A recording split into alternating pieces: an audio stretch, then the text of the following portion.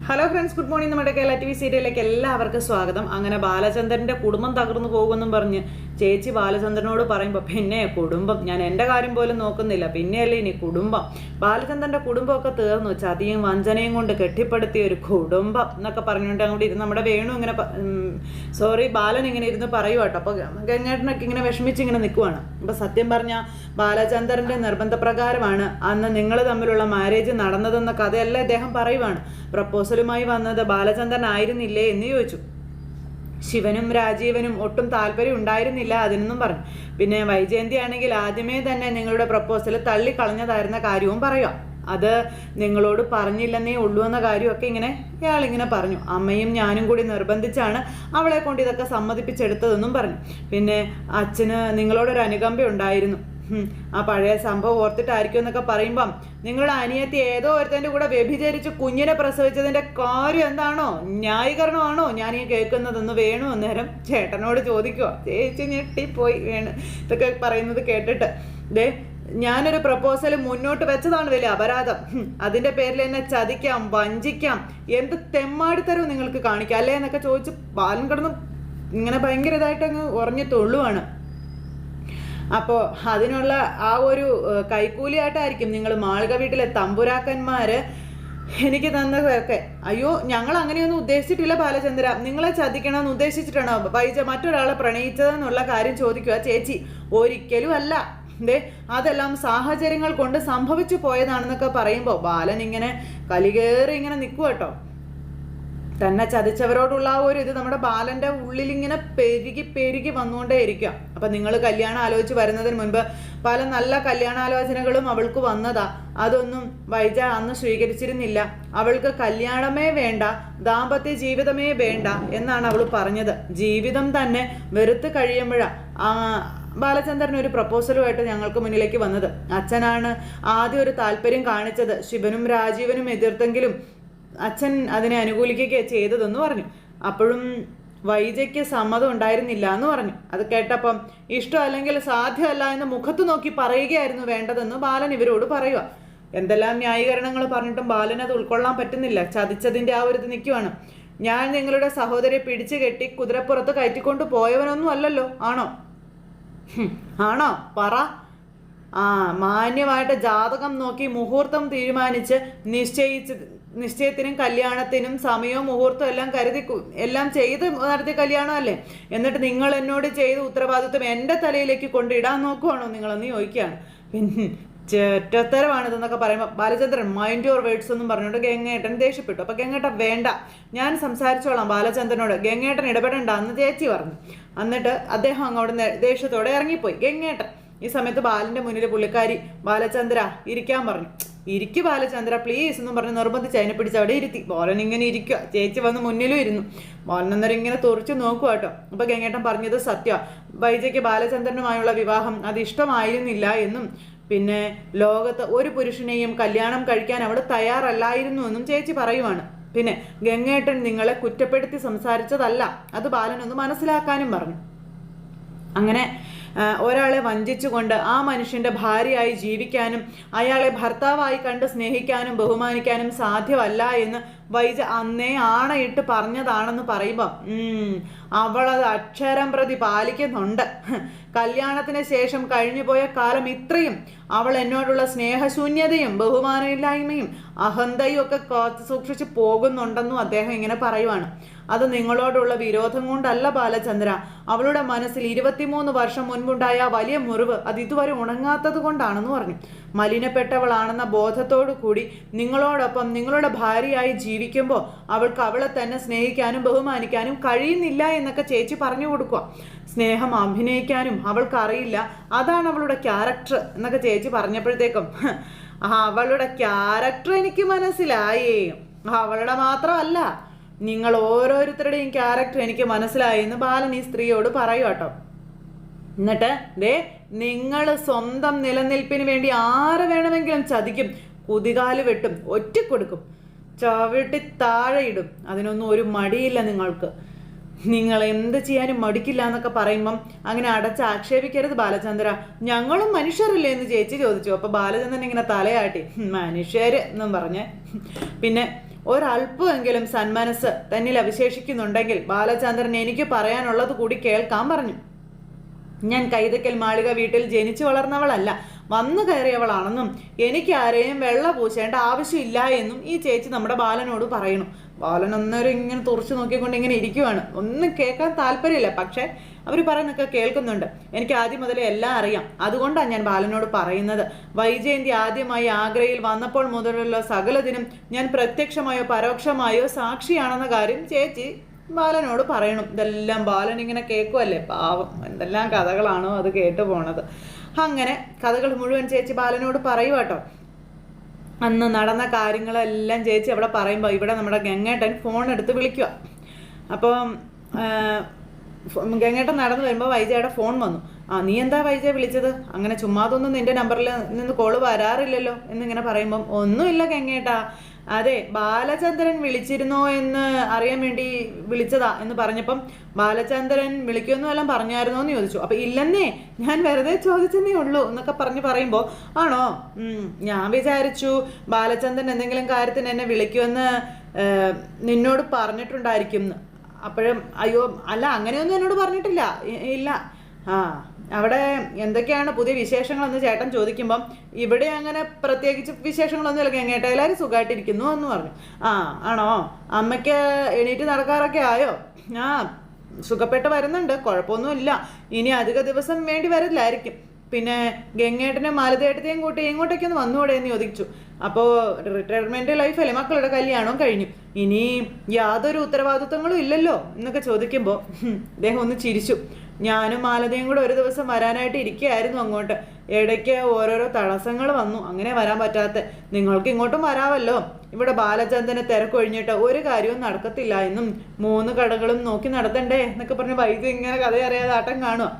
ഇപ്പം അയാൾ അവിടെ ഉണ്ട്, ഇപ്പം ഫോൺ കൊടുക്കാൻ പറഞ്ഞു. അപ്പം ഇല്ല ഗംഗേട്ടാ, പുറത്തേക്ക് പോയതാണെന്ന് പറഞ്ഞു. ആണോ, ഓക്കെ. പുറത്ത് എവിടെ പോയി? ഷോപ്പിലേക്ക് പോയതാ? അല്ല, ഷോപ്പിൽ പോയതല്ല. പിന്നെ എങ്ങോട്ടാ പുറത്ത് പോയത്? അത് പിന്നെ അപ്പോഴത്തേക്കും പുള്ളിക്കാരിക്ക് ഒരു ടെൻഷനായി.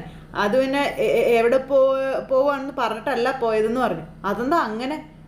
അത് ഞാൻ ബാങ്കിലായിരുന്നു ഗംഗേട്ടാ, വീട്ടിൽ വന്ന് ഊണും കഴിച്ചിട്ട് പോയതാണെന്നൊക്കെ പറയുമ്പം ആരോടും ഒന്നും പറഞ്ഞില്ലേ എവിടെ പോയെന്ന്? അത് പിന്നെ പറയാതെ പോകുന്ന ആളല്ല, മറന്നുപോയി കാണും പറയാൻ എന്നൊക്കെ പറയുമ്പം ഫോണിൽ വിളിച്ച് ചോദിച്ചുകൂടായിരുന്നോ വൈജയ നിനക്ക്? നീ എന്താ ഇങ്ങനെ ഇപ്പോൾ വിളിച്ചിട്ട് ഫോൺ എടുത്തില്ല ഗംഗേട്ടാ? ചിലപ്പോൾ അങ്ങനെയൊക്കെയാ, ബിസി ആണെങ്കിലേ ഫോൺ എടുക്കത്തില്ല, അങ്ങനത്തെ സ്വഭാവമൊക്കെ ഉണ്ട്. ശരി. പിന്നെ നിങ്ങൾ തമ്മിൽ പിണക്കോ വഴക്കോ ഒന്നും ഇല്ലല്ലോ അല്ലേ? അയ്യോ ഇല്ലെന്നേ, അങ്ങനത്തെ കുഴപ്പമൊന്നുമില്ല. എന്തിനാ ഞങ്ങൾ തമ്മിൽ പിണങ്ങുന്നേ? നീ പിന്നെ എന്തിനാ ബാലചന്ദ്രൻ വിളിച്ചിരുന്നു എന്ന് മാലതിയോട് ചോദിച്ചത് എന്ന് ചോദിക്കുമ്പോൾ അല്ല ഒന്നുമില്ല, ഞാൻ വെറുതെ കുശലം ചോദിച്ച കൂട്ടത്തിലും ചോദിച്ചതേ ഉള്ളൂ, വേറെ പ്രശ്നമൊന്നുമില്ല. ബാലചന്ദ്രൻ വിളിച്ചോ ഇല്ലയോ എന്ന് കുശലം ചോദിക്കേണ്ടത് മാലതിയോടല്ലല്ലോ, എന്നോടല്ലേ ചോദിക്കേണ്ടതെന്ന് ഗംഗേട്ടൻ ചോദിച്ചു. അത് പിന്നെ ഗംഗേട്ടൻ വീട്ടിലില്ല എന്ന് വീട്ടിൽ ഉണ്ടായിരുന്നു എന്ന് എനിക്ക് അറിയില്ലായിരുന്നു എന്ന് പറയുമ്പം ഞാനുണ്ടെങ്കിലും ഇല്ലെങ്കിലും എൻ്റെ നമ്പറിലേക്കല്ല നീ വിളിച്ച് ചോദിക്കേണ്ടത്. ബാലചന്ദ്രൻ വിളിച്ചിരുന്നോ ഇല്ലയോ എന്നുള്ളത് നീ എന്തിനാ മാലതിയെ വിളിച്ച് ചോദിച്ചതെന്നൊക്കെ ചോദിക്കോ. പിന്നെ ബാലചന്ദ്രൻ ഒരിക്കലും മാലതിയെ വിളിച്ച് സംസാരിച്ചിട്ടില്ല, അയാൾ എന്നെ പോലും വിളിക്കാറില്ല. ഇതിപ്പോൾ ഞാൻ അങ്ങനെ ഒരു ചോദ്യം ചോദിച്ചത് എന്താ പുലിവാലായോ എന്ന് ചോദിച്ചു വൈജ. അപ്പോൾ നിന്റെ ചോദ്യത്തിൽ സ്പെല്ലിംഗ് മിസ്റ്റേക്ക് ഒക്കെ ഉണ്ടെന്ന് പറയുമ്പം എന്നാലേ ഞാൻ ആ ചോദ്യം ഇങ്ങ് പിൻവലിച്ചു, എന്താ പോരേന്ന് ചോദിച്ചു വൈജ. എന്നും പറഞ്ഞ് ചേട്ടൻ ഒരു മൂളി. അപ്പോൾ വൈജയെ വീണെടുത്ത് കിടന്ന് ഉരുളാതെ കാര്യം പറ, ബാലചന്ദ്രനുമായിട്ട് എന്താ പ്രശ്നം എന്ന് അദ്ദേഹം ചോദിക്കുമ്പോഴത്തേക്കും വൈജയുടെ കള്ളക്കളികൾ മുഴുവൻ ആ ചേട്ടൻ പൊക്കി. അപ്പോൾ വിളിച്ചിട്ട് ഫോൺ എടുക്കുന്നില്ല, അതേ ഉള്ളൂ പ്രശ്നം, വേറെ പ്രശ്നങ്ങളൊന്നും ഇല്ല എന്നൊക്കെ ഇങ്ങനെ പറയൂ കേട്ടോ. അതിൽ നിന്ന് തന്നെ 2-3 കാര്യങ്ങൾ സ്പഷ്ടമാണല്ലോ. അപ്പോൾ ഇങ്ങനെ വൈജ ഇങ്ങനെ എന്തൊക്കെയാ 3 കാര്യങ്ങൾ എന്ന് വൈജ ചോദിച്ചു. വിളിച്ചിട്ട് ഫോൺ എടുക്കുന്നില്ല എങ്കിൽ അതിനർത്ഥം അയാൾ പിണക്കമാണ് എന്ന് തന്നെയല്ലേ? അതൊന്നാമത്തെ കാര്യം. പിന്നെ 2ാമത്തെ കാര്യം, അത് നിങ്ങളോട് പറഞ്ഞിട്ടല്ല അയാൾ പോയിരിക്കുന്നത്. 3ാമത് അയാൾ എവിടെയുണ്ടെന്ന് നിങ്ങൾക്ക് അറിയുകയുമില്ല. ഇതിൽ നിന്നെല്ലാം ഞാൻ എന്താണ് മനസ്സിലാക്കേണ്ടത് എന്ന് ചേട്ടൻ ചോദിക്കുക. അത് പിന്നെ ഒന്നുമില്ല ഗംഗേട്ടാ, ഇവിടെ വെറിയിടേണ്ട കാര്യമൊന്നുമില്ല എന്ന് പറയുമ്പം എന്തോ ഒരു പ്രശ്നമുണ്ട്, നീ പറയണ്ട, ഞാൻ കമലയോ മനുവിനെയോ വിളിച്ച് ചോദിച്ചോളാം, അല്ലെങ്കിൽ ബാലചന്ദ്രൻ്റെ നമ്പർ എൻ്റെ കയ്യിലുണ്ട്, ഞാൻ വിളിച്ചോളാം എന്ന് പറഞ്ഞു. അപ്പോഴേക്കും നമ്മുടെ വൈജ ബാലചന്ദ്രനെ വിളിച്ചാൽ കിട്ടത്തില്ല, ഫോൺ സ്വിച്ച് ഓഫ് ചെയ്ത് വെച്ചിരിക്കുകയാണെന്ന് പറഞ്ഞു. ആണോ, എന്നാൽ ശരി, ഞാൻ മനുവിനെയോ കമലയോ വിളിച്ചോളാം. വൈജയ അയാൾ എപ്പോഴാണ് വീട്ടിൽ നിന്ന് പോയത്? ഇന്നലെയാ പോയതെന്ന് പറഞ്ഞു. പിന്നെ നീ എന്തൊക്കെയോ മറച്ചു വെച്ചാണ് ഇതുവരെ എന്നോട് സംസാരിച്ചതെന്ന് പറഞ്ഞുകൊണ്ട് ചേട്ടൻ പറയുമ്പോൾ ഒന്നും മറച്ചു വെച്ചിട്ടില്ല വൈജയ ഗംഗേട്ടാ, ഞാൻ സത്യ പറഞ്ഞത്. ഇന്നലെ മുതൽ ആളെ കാണാനില്ല, അത്രയേ ഉള്ളൂ പ്രശ്നമെന്ന് പറഞ്ഞു വൈജ. നിങ്ങൾ തമ്മിൽ വഴക്കും കാര്യങ്ങളൊന്നും ഉണ്ടായിരുന്നില്ലല്ലോ. അപ്പം എന്തിനു വഴക്ക്? ഞങ്ങൾ തമ്മിൽ ഒരു വഴക്കും ഉണ്ടായിരുന്നില്ല. എന്തെങ്കിലും സൗന്ദര്യപ്പിണക്കോ മറ്റോ? ഒന്നും ഇല്ലെന്നേ. എന്തെങ്കിലും കാരണം വേണ്ടേ വഴക്കൂടാനായിട്ട്? എങ്കിലും നീ ധൈര്യമായിട്ടിരിക്കുക. അയാൾ എന്തെങ്കിലും ബിസിനസ് കാര്യത്തിന് മറ്റോ പോയതായിരിക്കും. ഫോൺ വല്ലയിടത്തും മറന്നു വെച്ചിട്ടുണ്ടാവും, അല്ലെങ്കിൽ ഒരു പക്ഷേ ചാർജ് തീർന്നിട്ടുണ്ടാവും. നീ ചുമ്മാ വിഷമിക്കാതിരുന്നാൽ മതി എന്ന് പറഞ്ഞു. സത്യം പറഞ്ഞാൽ എനിക്കൊരല്പം ടെൻഷനൊക്കെ ഉണ്ട് ഗംഗേട്ടാ. ഇത് ആദ്യത്തെ സംഭവമാണ് ഇങ്ങനെ ആരോടും പറയാതെ ഒരു പോക്ക് പോകുന്നത് പോലത്തെ ഒരു പോക്ക്. അയാൾക്ക് ബിസിനസ് സംബന്ധിച്ച് എന്തെങ്കിലും പ്രോബ്ലംസും കാര്യങ്ങളൊക്കെ ഉണ്ടായിരിക്കും. നിന്നെ കൂടി അറിയിച്ച് വിഷമിപ്പിക്കണ്ട എന്ന് വിചാരിച്ചിട്ടായിരിക്കും പറയാതെ പോയത് എന്നൊക്കെ പറയുമ്പോൾ വൈദ്യക്ക് ടെൻഷൻ മാറുമോ?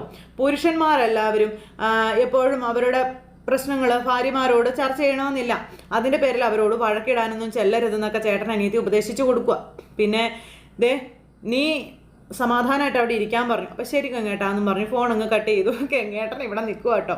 അങ്ങനെ ഗംഗേട്ടൻ അവിടെ ടെൻഷൻ അടിച്ച് നിൽക്കുമ്പോഴേക്കും ചേച്ചി ഇവിടെ കഥകളെല്ലാം ബാലനോട് പറഞ്ഞു കൊടുത്തിട്ട് ബാലൻ അവിടെ ഇങ്ങനെ ഇരിക്കുവാണ്. ബാലചന്ദ്ര അപ്പോൾ ബാലൻ അതൊക്കെ കേട്ട് ഉറങ്ങിപ്പോയി കേട്ടോ. പറഞ്ഞ കഥകളൊന്നും ബാലചന്ദ്രൻ മുക്കാലും കേട്ട് പോലുമില്ല. അപ്പോൾ ബാലചന്ദ്ര എന്ന് പറഞ്ഞാൽ ചേച്ചി വിളിച്ചപ്പോഴും ബാലൻ ഇങ്ങനെ പതുക്കെ മയങ്ങിക്കുക. ബാലചന്ദ്രൻ ഞാൻ പറഞ്ഞെല്ലാം കേട്ടതല്ലാതെ ഒരു വാക്ക് പോലും തിരിച്ചു പറഞ്ഞില്ലല്ലോ എന്നിങ്ങനെ ആ ചേച്ചി ചോദിച്ചു. അപ്പോൾ നിങ്ങൾ പറഞ്ഞ കഥകളൊക്കെ ഗംഭീരമാണെന്ന് ബാലൻ പറയുക. ഒന്നാം തരം സ്റ്റോറിയാണെന്നും പറഞ്ഞു. കേൾക്കാനേ നല്ല രസമുണ്ട് കേട്ടോ. പക്ഷെ അത് എനിക്കല്ല, മൂന്നാമതൊരാൾക്ക്. ഞാൻ ചതിക്കപ്പെട്ട ഭർത്താവിൻ്റെ വേഷവും കെട്ടിക്കൊണ്ട് ഇവിടെ ഇങ്ങനെ നിൽക്കുകയാണെന്നും പറഞ്ഞു ബാലൻ ഇങ്ങനെ അവരോട് വീണ്ടും ദേഷ്യപ്പെടുകയാണ്. എനിക്ക് നീതി കിട്ടണം എന്ന് പറയുമ്പം ബാലചന്ദ്ര ഈ സംഭവങ്ങളൊക്കെ നടന്നത് 22 വർഷങ്ങൾക്ക് മുൻപാണ്. ആ ഭൂതകാലം ഇതുവരെ നിങ്ങളെ ഒരു വിധത്തിലും ബാധിച്ചിട്ടില്ല, ഇനി ബാധിക്കാനും പോകുന്നില്ല. അത് ജീർണിച്ച് നശിച്ചു കഴിഞ്ഞു എന്ന് ചേച്ചി പറയുമ്പം നിങ്ങളോട് ആര് പറഞ്ഞു ജീർണിച്ച് നശിച്ചു കളഞ്ഞെന്ന്? 22.5 വർഷം മുൻപ് വൈജയന്തി പിഴച്ച് പ്രസവിച്ച ആ കുഞ്ഞെവിടെ എന്ന് ബാലൻ ചോദിക്കാം. അത് ഞാൻ പറഞ്ഞല്ലോ, പ്രസവത്തിൽ തന്നെ ആ കുഞ്ഞ് മരിച്ചു പോയെന്ന്. അത് നിങ്ങളുടെ രാമുണ്ണിയമ്മാവൻ വൈജയന്തി വിശ്വസിപ്പിക്കാൻ വേണ്ടി മെനഞ്ഞ കള്ളക്കഥയാണെന്ന് പറയുകയാണ് അന്നേരം ബാലൻ. ആ പെൺകുഞ്ഞിന് എന്ത് സംഭവിച്ചു? ജീവിച്ചിരിപ്പുണ്ടോ അതോ മരിച്ചുപോയോ? ബാലന്റെ ചോദ്യം കേട്ടപ്പോൾ ചേച്ചി ഞെട്ടിപ്പോയി. ബാലൻ പറയുന്നത് തിരിച്ച് അവരെ ഇരുത്തി കളയുന്ന രീതിയിലുള്ള സംസാരം ചോദ്യങ്ങളുവാ. എന്നോട് സത്യമേ പറയാവുള്ളൂ, കാരണം എല്ലാ സത്യങ്ങളും അറിഞ്ഞിട്ട് വന്ന് നിൽക്കുന്നവനാണ് ഞാനെന്ന് പറഞ്ഞു. ആ കുഞ്ഞു മരിച്ചു പോയെന്ന് വൈജയോട് പറഞ്ഞത് കള്ളമായിരുന്നു. അപ്പം അത് അറിഞ്ഞിട്ടാണ് ചോദിച്ചത്. ആ കുഞ്ഞിനെ നിങ്ങളും നിങ്ങളുടെ ഭർത്താവിൻ്റെ കുടുംബക്കാരും കൂടി എന്താ ചെയ്തതെന്ന് എനിക്കറിയണം. അതിനെ ഏതോ ഒരു ഓർഫനേജിൽ ഏൽപ്പിച്ചെന്നാണ് രാമുണ്ണിയമ്മാവൻ പറഞ്ഞതെന്ന് പറഞ്ഞു. അപ്പോൾ ഏതോ ഓർഫനേജിൽ എവിടെയാണെന്ന് ചോദിച്ചു. അത് രാമുണ്ണിയമ്മാമ്മയ്ക്ക് മാത്രമേ അറിയുമായിരുന്നുള്ളൂ, ഗംഗേട്ടന് പോലും അറിയില്ല എന്ന് പറഞ്ഞു. കുഞ്ഞുരാമമേനോൻ അറിയാമായിരുന്നു. അപ്പം ശരിയായിരിക്കും, പക്ഷേ ആ കുഞ്ഞ് ഓർഫനേജിൽ 2 വർഷം മാത്രമേ ജീവിച്ചിരുന്നുള്ളൂ. എന്തോ അസുഖം വന്ന് മരിച്ചു പോയി എന്നാ ചേച്ചി പറയുക. ഇതാര് പറഞ്ഞു എന്ന് ചോദിക്കുമ്പം രാവുണ്ണിയമ്മാവൻ ഗംഗേട്ടനോട് പറഞ്ഞതാ. അത് സത്യമാണെന്ന് നിങ്ങൾ വിശ്വസിച്ചോ? അവിശ്വസിക്കേണ്ട കാര്യമില്ലായിരുന്നല്ലോ. ഇനി സത്യം എന്താണെന്ന് അറിയാനും നിവർത്തിയില്ല എന്നാ ചേച്ചി പറയുക. രാവുണ്യമ്മ മരിച്ചുപോയി, അച്ഛനും ഇപ്പം ജീവിച്ചിരിപ്പില്ല എന്നൊക്കെ പറയുമോ? അത് ശരിയാ, സത്യം അറിയാമായിരുന്ന 2 പേരും മരിച്ചുപോയി. പക്ഷെ സത്യം ജീവിച്ചിരിക്കുമെന്ന കാര്യം പറയുക നമ്മുടെ ബാലൻ. എന്നിട്ട് സത്യത്തിന് മരണമില്ല എന്നും പറഞ്ഞു. സത്യത്തിന് ഒരിക്കലും മരണമില്ല എന്നും പറഞ്ഞു ബാലൻ അവിടെ നിന്ന് ഇങ്ങനെ ചിരിക്കുക കേട്ടോ. ബാലൻ എന്ന് ചിരിച്ചപ്പോഴത്തേക്കും പുള്ളിക്കാരിക്ക് ഒരു പേടിയും ടെൻഷനൊക്കെ ആയി. പുള്ളിക്കാരി ഇങ്ങനെ നോക്കുവാണ് ബാലനെ. എന്നിട്ട് ബാലചന്ദ്ര, വൈജയോട് നിങ്ങൾക്ക് ക്ഷമിക്കാവുന്നതേ ഉള്ളൂ എന്നും വർഷങ്ങൾക്ക് മുൻപ് നടന്ന ആ ഒരു തെറ്റ് മാപ്പാക്കിക്കൂടെ ബാലചന്ദ്ര എന്ന് ചോദിക്കുമ്പം വൈജയോട് ഞാൻ ക്ഷമിക്കില്ല എന്ന് പറഞ്ഞു. ഗംഗേട്ടനോടും ഞാൻ ക്ഷമിക്കില്ല, ആരോടും ഞാൻ ക്ഷമിക്കില്ല എന്നും പറഞ്ഞു ബാലൻ ഇങ്ങനെ ഭയങ്കരമായിട്ട് ആ പുള്ളിക്കാരുടെ മുന്നിൽ കിടന്ന് ഒച്ച വയ്ക്കും. അറിഞ്ഞുകൊണ്ട് ചെയ്ത തെറ്റാ, അറിയാതെ ചെയ്തതല്ല, വഞ്ചനയാ, ചതിയാ. അതിന് മാപ്പില്ല എന്ന് പറഞ്ഞു ബാലൻ ഭയങ്കരമായിട്ട് കിടന്നങ്ങ് ഒച്ച വെച്ച് ഭയങ്കരമായിട്ട് അങ്ങ് ദേഷ്യപ്പെട്ട് അവിടെ കിടന്നിങ്ങനെ ഒച്ച വെച്ചുകൊണ്ടിരിക്കുക. ഈ ഭൂമിയിൽ നമുക്കെല്ലാവർക്കും ജീവിതം ഒന്നേ ഉള്ളൂ ബാലചന്ദ്ര. വലിയ മനസ്സുള്ളവർ ക്ഷമ കൊണ്ടും സ്നേഹം കൊണ്ടും സ്വയം പ്രകാശിക്കുന്നവരാണെന്നും അതിൻ്റെ വെളിച്ചവും സൗന്ദര്യവും മറ്റുള്ളവർക്ക് കൂടി പങ്കിട്ട് കൊടുക്കുമെന്നുള്ള കാര്യങ്ങളും ചേച്ചി പറഞ്ഞു കൊടുക്കുക അനിയനും. ഇടുങ്ങിയ മനസ്സുള്ളവരെല്ലാം എല്ലാ വെളിച്ചവും അണച്ചു കളഞ്ഞ് ചുറ്റും ഇരുട്ട് നിറയ്ക്കുന്നവരാണെന്നും പിന്നെ ബാലചന്ദ്രൻ വലിയ മനസ്സുള്ള ആളാണെന്നാണ് എൻ്റെ വിശ്വാസം എന്നൊക്കെ ചേച്ചി പറയുമ്പം നിങ്ങളുടെ വലിയ മനസ്സ് ഞാൻ കണ്ടതാ, ഭീകരമാണ്, ഭീവത്സമാണെന്നൊക്കെ പറയാ ബാലൻ. പുള്ളിക്കാരി ഇങ്ങനെ ഞെട്ടി നിൽക്കുക. ബാലനെ അനുനയിപ്പിക്കാനായിട്ട് പല രീതിയിലും തലയും കുത്തി കിടന്ന് നോക്കുന്നുണ്ട്. പക്ഷെ ബാലൻ അടുക്കുന്നുണ്ടോ? ബാലൻ അടുക്കുന്നേ ഇല്ല. നിങ്ങളുടെ ആ വലിയ മനസ്സൊന്ന് തകർക്കാൻ പറ്റുമെന്ന് ഞാനൊന്ന് നോക്കട്ടെ എന്ന് പറഞ്ഞു നമ്മുടെ ബാലൻ പോകുമ്പോൾ, പക കൊണ്ട് നമ്മളൊന്നും തേടുന്നില്ല എന്ന് പറയും. അപ്പം നിങ്ങൾ നിങ്ങളുടെ ഭർത്താവിനെ വിളിക്കുക, എനിക്ക് പോകണമെന്ന് പറഞ്ഞു. അത് ബാല നോ മോർ ആർഗ്യുമെന്റ്സ്, എനിക്കിനി ഒന്നും കേൾക്കണ്ടെന്ന് പറഞ്ഞ് പുള്ളിക്കാരുടെ നേരെ അങ്ങ് ചെന്നില്ലേ ബാലൻ വിരളും ചൂണ്ടി. ആ ചേച്ചി പേടിച്ചിട്ട് ഇറങ്ങിപ്പോയി. ബാലനോട് ഇങ്ങനെ നിൽക്കുക. പുറത്ത് ചെന്നിട്ട് ചേട്ടനോട് പറയാ ബാലൻ വിളിക്കുന്നുണ്ട്. അപ്പോൾ ചേച്ചിയോട് ചോദിച്ചു എന്തായി, അയാൾ മെരിങ്ങിയോ? അപ്പോൾ ഒരു രക്ഷയില്ല, എങ്ങേട്ടാ കാട്ടുതീ പോലെ പച്ചയ്ക്ക് കത്തിക്കൊണ്ട് നിൽക്കുകയാണെന്ന് പറഞ്ഞു. അപ്പോൾ വൈജയോട് ഫോണിൽ സംസാരിക്കുകയായിരുന്നു ഞാനെന്ന് പറയുമ്പം അവളെന്താ പറഞ്ഞത്? അത് പിന്നെ ബാലചന്ദ്രൻ എങ്ങോട്ട് പോയെന്ന് അവൾക്ക് ഇതുവരെയായിട്ടും അറിഞ്ഞൂടാ. ഒരു കലഹമോ പിണക്കമോ ഒന്നും ഉണ്ടായിട്ടില്ലെന്നാണ് അവൾ പറയുന്നതെന്ന് പറഞ്ഞു. ബാലചന്ദ്രൻ ഇങ്ങോട്ടാണ് വന്നിരിക്കുന്നതെന്ന് അവൾക്കൊരു തരി സംശയം പോലും ഇല്ല എന്നും പറയും. പിന്നെ ബാലചന്ദ്രൻ മാത്രം അറിഞ്ഞു 23 വർഷം നടന്ന കാര്യങ്ങളൊക്കെ. അതെങ്ങനെ അറിയാനാണെന്നൊക്കെ ചോദിക്കുമ്പോൾ ഒരു പിടുത്തം ഇല്ലയെന്ന് പറഞ്ഞ് ചേട്ടനും ഇങ്ങനെ നിൽക്കുവാണ്. ഇവർക്ക് അതിനേക്കാളും വലിയ ടെൻഷൻ. അതെനിക്ക് മനസ്സിലാകുന്നില്ല, എത്ര ആലോചിച്ചിട്ട് എനിക്ക് മനസ്സിലാകുന്നില്ല മാലതി എന്നും പറഞ്ഞുകൊണ്ട് ഇങ്ങനെ നിൽക്കുവാണ്. നാട്ടിലുള്ള ആരെങ്കിലും? അപ്പം ആര്? വൈജ പ്രസവിച്ച ചരിത്രം അറിയാവുന്നത് നമുക്കും ശിവനും രാജീവനും അമ്മയ്ക്കും മാത്രമാണ്. കമലയ്ക്ക് പോലും ഇതൊന്നും അറിയില്ല എന്ന കാര്യങ്ങൾ ഇങ്ങനെ പറയുക. അപ്പോൾ അത് കേട്ട് കഴിഞ്ഞപ്പോഴത്തേക്കും ചേച്ചിക്ക് മൊത്തത്തിൽ പിന്നെയും ടെൻഷനായി. അതെ ഗംഗേട്ടാ, പിന്നെയൊരു സാധ്യതയുണ്ട്. രാവണ്യ അമ്മാമ്മയുടെ വീട്ടിലുള്ള ആരെങ്കിലും ബാലചന്ദ്രൻ മീറ്റ് ചെയ്തിട്ടുണ്ടെങ്കിലോ? അപ്പോൾ രാവണ്യ അമ്മാമ്മ മരിച്ചിട്ട് വർഷം എത്രയായി? അദ്ദേഹത്തിൻ്റെ ഒരു മകൾ സ്വിറ്റ്സർലൻഡിലാണ് സെറ്റിൽ ചെയ്തിരിക്കുന്നത്, മകൻ ഓസ്ട്രേലിയയിലും. ഇളയ മകളാ ശാസ്തമംഗലത്തുള്ളത്. അവർക്കങ്ങ് ഒന്നും അറിഞ്ഞുകൂടാ. അപ്പോൾ ഒരു പക്ഷേ അമ്മാമ്മയുടെ 3 മക്കൾ ഒത്തുകൂടിയപ്പോൾ ഇതൊക്കെ ഒരു സംസാര വിഷയമായിട്ടുണ്ടായാലോ? അതൊക്കെ എങ്ങനെ? ഒരു കാരണം വേണ്ടേന്ന് ചേട്ടൻ ചോദിക്കുക. പിന്നെ അതൊന്നും ഒരു കാരണമല്ല. വൈജ പ്രസവിച്ച കുട്ടി 2 വർഷത്തിന് ഉള്ളിൽ ഓർഫനേജിൽ വെച്ച് എന്തോ രോഗം വന്ന് മരിച്ചു പോയെന്ന് രാമുണ്ണിയമ്മാമ്മ നമ്മളോടെല്ലാം പറഞ്ഞത് സത്യം തന്നെ ആയിരുന്നു ഗംഗേട്ടാ. അപ്പോൾ രാമുണ്ണിയമ്മാമ്മ നമ്മളോട് എന്തിനാ കള്ളം പറയുന്നത്? അച്ഛനും അമ്മാമ്മയ്ക്കും മാത്രം അറിയാമായിരുന്നുള്ളൂ ഏത് ഓർഫനേജിലായിരുന്നു എന്ന് പോലും. അവർ രണ്ടുപേരും അങ്ങ് പോയില്ലേ, പിന്നെ ആരോട് ചോദിക്കാനാണെന്നൊക്കെ ചോദിക്കുക. അപ്പോൾ അതെല്ലാം കേട്ടപ്പോൾ ചേച്ചിക്ക് മൊത്തത്തിലൊരു ടെൻഷൻ. ബാലൻ്റെ സംസാരവും കൂടെ ആയപ്പോഴേ എനിക്ക് തോന്നുന്നത് ആ കുട്ടി മരിച്ചു പോയെന്ന് രാമുണ്ണി അമ്മാമ്മ പറഞ്ഞത് കള്ളമായിരുന്നു എന്നാ. മരിച്ചു പോയെന്ന് പറഞ്ഞാൽ പിന്നെ ആരും ഒരിക്കലും അന്വേഷിക്കത്തില്ലല്ലോ. അങ്ങനെയായിരിക്കും സംഭവിച്ചിട്ടുള്ളതെന്ന് ചേച്ചി പറയുമ്പോൾ ഓക്കെ ശരി. പക്ഷേ ഇപ്പോൾ ഇതാര് പൊക്കിക്കൊണ്ട് വന്നു? എങ്ങനെ ബാലചന്ദ്രൻ ഈ കഥയൊക്കെ അറിഞ്ഞു? അതിലൊരു ക്ലാരിറ്റി വേണ്ടേ എന്ന് ചോദിക്കുക. അയാളോട് ചോദിച്ചിട്ട് അയാളാണെങ്കിൽ പറയുന്നുമില്ല. ബാലചന്ദ്രന് വിവരം കൈമാറിയ ആള് സോഴ്സ് വെളിപ്പെടുത്തരുതെന്ന് നിർബന്ധിച്ചിട്ടുണ്ടാകും. അതിൻ്റെ അർത്ഥം നമ്മുടെ കൂട്ടത്തിൽപ്പെട്ട ആരോ ആണ് വൈജയന്തി ഒറ്റ കൊടുത്തിരിക്കുന്നത്.